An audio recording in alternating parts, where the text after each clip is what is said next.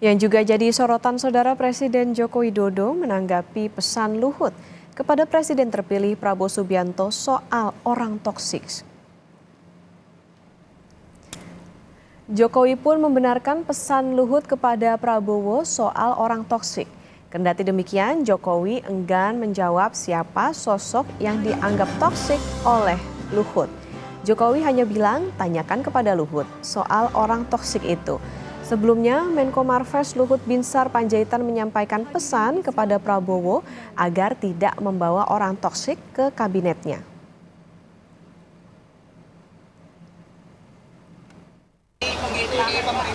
Ya benar dong.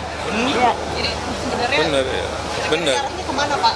Hah? Ya ditanyakan kepada yang menyampaikan. Tanyakan ke Pak Luhut. Seperti apa melihat Indonesia yang sekarang? Menurut Ketua Umum Projo, Budi Aris Setiadi, pesan Luhut kepada Prabowo soal orang toksik itu adalah nasihat yang bagus. Bahkan Budi menilai orang toksik itu adalah orang yang anti rakyat. Menurut Budi, hal itu bisa dilihat dari kebijakan yang tidak memihak rakyat.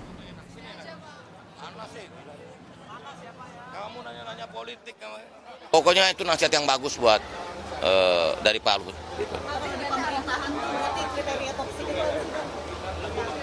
Toksik itu yang anti rakyat, versi Projo. Toksik itu yang anti rakyat. Pokoknya yang, karena kita kan setia di garis rakyat. Kalau setia di garis rakyat apa artinya? Harus pro rakyat. Pokoknya yang anti rakyat, toksik. Ya apa aja. Kebijakan yang nggak berpihak, kelakuan yang nggak titik beratnya pada rakyat, gitu. Pokoknya semuanya harus setia di garis rakyat.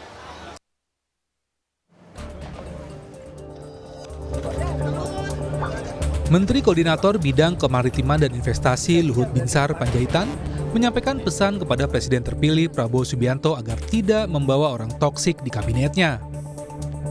Lewat juru bicara Menko Marves Jody Mahardi melalui pesan singkat yang dikirimkan ke redaksi Kompas TV, ia angkat bicara maksud toksik tersebut. Jody menyatakan, Luhut hanya beri pesan kepada Presiden terpilih Prabowo Subianto untuk tidak bawa orang toksik ke pemerintahannya agar tidak menghambat kinerja kabinet Prabowo. Menanggapi pernyataan Menko Marves Luhut Panjaitan, Wakil Presiden terpilih Gibran Rakabuming Raka mengaku tidak tahu siapa orang toksik yang dimaksud oleh Luhut Binsar Panjaitan. Gibran mengaku berteman dengan siapa saja, termasuk dengan mereka yang berseberangan pilihan politik. Spesifiknya siapa? Mungkin tidak disebut sih siapa. Ya, nanti tanyakan Pak Luhut aja, ya.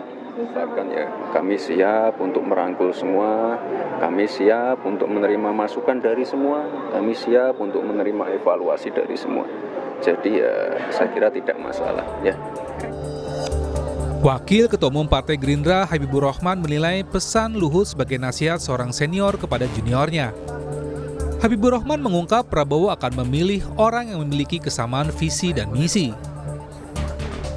Pernyataan Pak Luhut ya, bahwa agar Pak Prabowo tidak membawa sosok toksik ke dalam kabinet.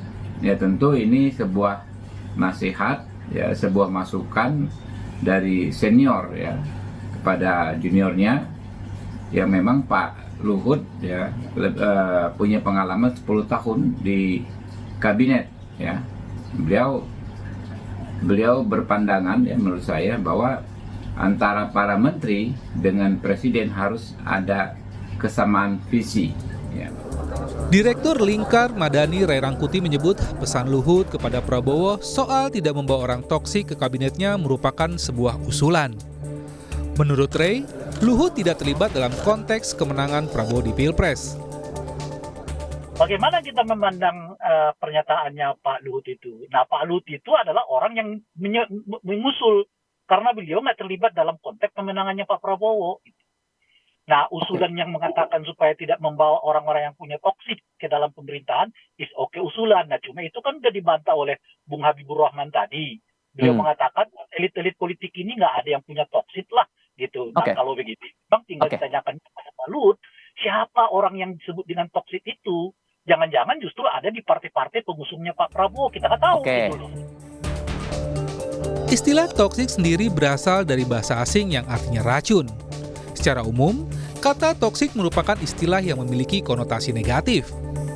Seseorang dianggap toksik jika orang itu membawa pengaruh buruk atau negatif di lingkungan sosial. Sama halnya dengan racun, orang-orang yang toksik ini juga akan bisa mengganggu kehidupan orang lain. Tim Liputan, Kompas TV.